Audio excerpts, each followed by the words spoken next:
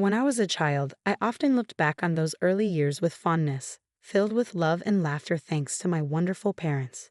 We didn't have much money or live in a luxurious place, but we had each other, and that was enough. My sister Rachel and I were inseparable, always embarking on little adventures. Our parents would laugh and say it was important for kids to explore the world. Everything changed when I turned 8. One rainy night, while my parents were driving home from work, a truck lost control on the slick road and crashed into their car, killing them instantly. Rachel and I didn't understand why they never came home. Our Aunt Melissa was the one who broke the news, saying, "Your parents had a terrible accident, Burrows.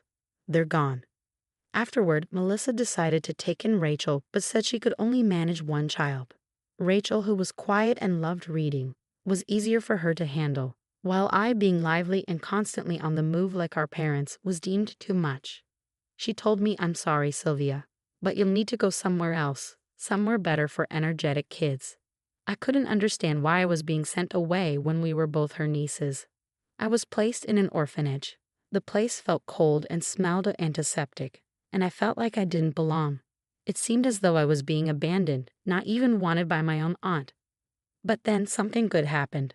The Smiths, friends of my parents, learned about my situation and came to take me in. They didn't see me as a troublesome child, but as a girl who had just lost everything. "Why would we not want you, Sylvia?" Mrs. Smith asked gently as they were signing the adoption papers. "You're going to be our daughter now, and we'll make sure you have everything you need." Moving to a new city with the Smiths felt like stepping into a different world. They loved me as their own, never making me feel like an outsider. They supported me through school, cheered for me at soccer games, and were there for every high and low as I adjusted to my new life. Even with their love, I often wondered about Rachel. How was she doing? Was Melissa kind to her? Did she miss me as much as I missed her? But life moved on, and I grew up in a home filled with love and acceptance, slowly healing from my past. That's how my journey started, in a loving home that chose me when my own family had turned me away. One morning, Mrs. Smith noticed I was quiet and asked, "Hey Sylvia, you seem awfully quiet today. What's on your mind?" "It's nothing really," I said, "just thinking a lot about the past lately." I hesitated, unsure how to bring up the box of old letters I had found in the attic. The letters weren't meant for me, but they had told me so much. "Whatever it is, you can tell us," Mr. Smith said, his expression warm and inviting. Taking a deep breath, I decided it was time to share. I found letters from Aunt Melissa to my parents. She talked about taking in Rachel, but not me, saying I was too much like my parents and too wild to fit into her perfect family. The room fell silent for a moment. Mrs. Smith reached over and squeezed my hand. "Oh, Sylvia, that must have been hard to read." "It was," I said, "but it explains a lot. It's why she never came to see me, not even once. I guess I just wasn't the right fit." Mr. Smith said firmly, "Remember, we chose you because you fit perfectly with us, not because you needed to fit a certain mold." I nodded, feeling the weight of years of confusion starting to lift. "I know, and I'm grateful every day, but it still hurts to be rejected for who I am." "We know, sweetheart," Mrs. Smith said with a warm smile. "But remember, you're not that little girl anymore. You're a strong young woman who has overcome so much." "You're right," I said. "I'm going to use this. I'm going to write my thesis on family dynamics and acceptance. Maybe I can help others understand and deal with similar situations." "That sounds like a wonderful idea," Mr. Smith said proudly. "We're so proud of you." The rest of my college years flew by as I focused on my studies and part-time work, driven by a desire to show that being too much can actually mean having a lot to offer. My thesis on family acceptance was well received, opening doors to graduate studies and a promising career in social work. Every success felt like a quiet reply to Aunt Melissa, proving that her rejection didn't define me but pushed me forward. My bond with my adoptive parents grew stronger, and I found comfort in knowing I was loved unconditionally as my career took off. I often thought about those difficult revelations and used them to fuel my passion for helping others. Every client I assisted and every family I saw reconcile felt like healing a small part of myself that had been hurt. Through it all, I kept moving forward, determined to live a life filled with love and acceptance, proving that sometimes being too much is just enough. One crisp afternoon, as I was settling into my office, my phone rang, breaking the quiet. It was an unfamiliar number. "Hello, Sylvia speaking." This is Nurse Thompson from Greenwood Care Facility, the voice said. I'm calling about Melissa, your aunt. She's been diagnosed with Alzheimer's, and her condition has worsened. Hearing Melissa's name after so long surprised me. I'm sorry to hear that, but there must be some mistake. Melissa and I haven't been in contact for years. I understand, Sylvia, Nurse Thompson said, but before her memory faded, she insisted we reach out to you if things got worse. Her family hasn't visited in months. I paused, letting her words sink in. I see. What exactly are you asking of me? Just a visit, Nurse Thompson replied. It might comfort her, even in her current state. I thought about it and felt an old wound reopening. Later, at home, I turned to Jared, my fiancé. We sat on the porch watching the sunset. Melissa's in a nursing home with Alzheimer's, I explained, unsure how to feel. They want me to visit her. Sylvia, you don't owe her anything, Jared said calmly. Remember, she made her choices. I know, but it's complicated, I replied. Part of me feels like I should do something. Whatever you decide, I'm with you. Just think about what's best for you, Jared encouraged. The next day, I talked to Mr. and Mrs. Smith. Sylvia, it's okay to protect yourself, Mrs. Smith said warmly. You have your own life and family now. Melissa made her choices. Mr. Smith added, it's not your responsibility to fix it. Their words made sense, but I needed more perspective. I called Rachel, hoping to understand her absence in Melissa's life.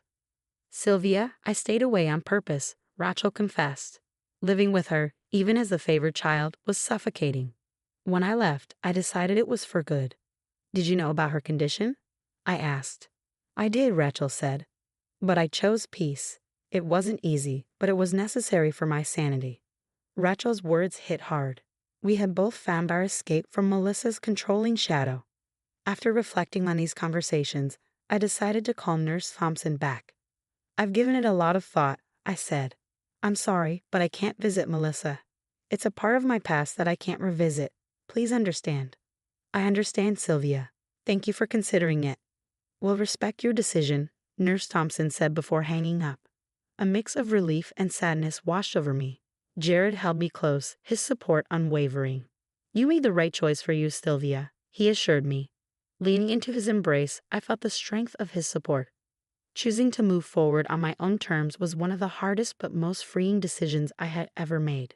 A few days later, I met Rachel at a cozy little cafe. I was nervous but excited.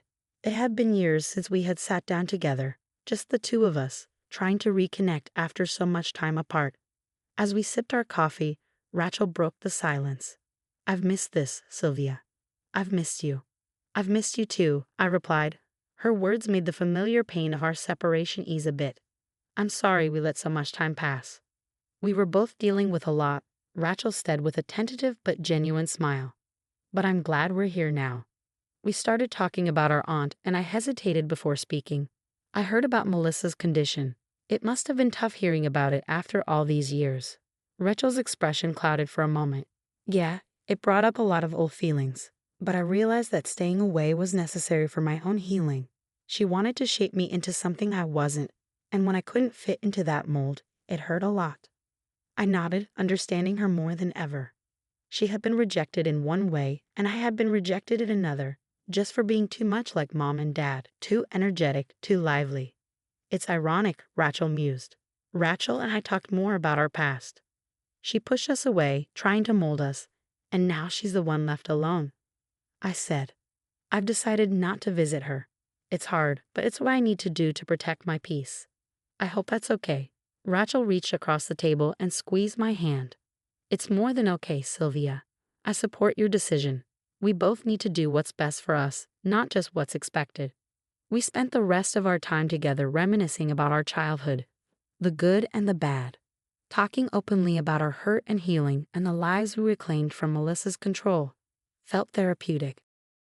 We have each other, Rachel said as we got ready to leave. That's what matters.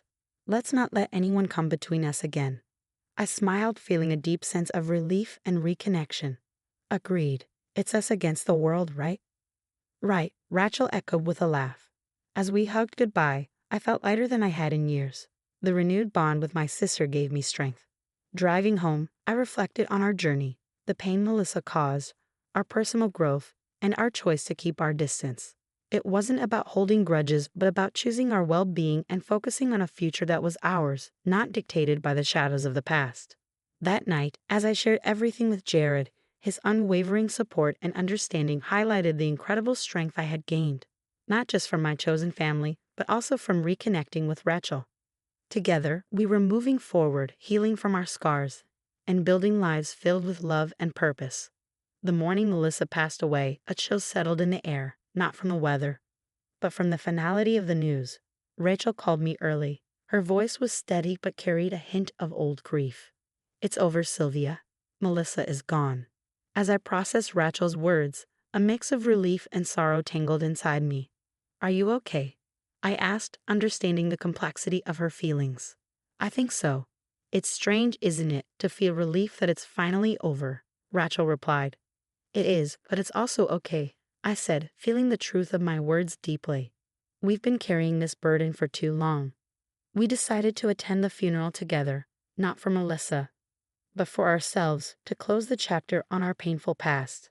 At the cemetery, the small gathering was a stark reminder of the solitary life Melissa had led in her final years. There were no warm eulogies, only the cold facts of her life and passing. As the pastor finished his prayers, Rachel squeezed my hand. It was a silent pact between us. We were here to say goodbye not just to Melissa, but to the shadow she had cast over our lives. Walking away from the cemetery, I felt like a chapter was finally closing, one that had lingered open for too long. In the weeks that followed, life moved swiftly towards a much happier occasion: my wedding. On the day of the ceremony, in the bridal suite, I was surrounded by the laughter and bustle of my bridesmaids. Rachel was there, radiant and supportive. No longer just my sister, but my best friend. "You look beautiful, Sylvia," she whispered, adjusting my veil. "Thanks to you. I couldn't have gotten here without your support," I replied. Our eyes met in the mirror, reflecting our shared history. The ceremony was everything I had dreamed of and more. Jared stood at the altar, his eyes filled with emotion as I walked toward him. The church was full of our friends and family, every face a reminder of the love and support that had guided me here. As Jared and I exchanged vows, promising to build a future together based on love and respect, I felt the weight of the past truly lift. We were moving forward, doing so on our terms, our lives defined not by past shadows, but by the light of what could be. The reception was a blur of music, dancing, and laughter. Mr. and Mrs. Smith danced every dance, their faces glowing with joy. Rachel gave a toast that brought everyone to tears, not just for its words of love, but for the journey it recounted, a journey of healing and rediscovery. As the night drew to a close, Jared and I stepped outside for a quiet moment. The stars sparkled above us, a tapestry of light against the dark sky. "We did it," I said, resting my head against Jared's shoulder. "We did," he agreed, kissing the top of my head. "Here's to new beginnings, to love, and to a future we create together." As we stood there, the night seemed to whisper around us, promising years of happiness built on the courage to make choices and the strength to let go of the past. The air was no longer heavy with loss but light with the promise of the life we were ready to live. Now that our story has reached its end, I have a question for all of you. Sylvia and Rachel chose to attend Melissa's funeral, not out of obligation, but to find closure on their own terms. Do you think attending the funeral of someone who hurt you is necessary for healing, or is it better to find peace from a distance? Share your thoughts and experiences in the comments below. Your insights can enrich our discussions and provide support to others facing similar dilemmas. If you found this story moving or thought-provoking, please like this video and subscribe to our channel for more content like this. We value each like, comment, and subscription as it helps our community grow and allows us to bring you more stories that matter. Thank you for watching. I look forward to reading your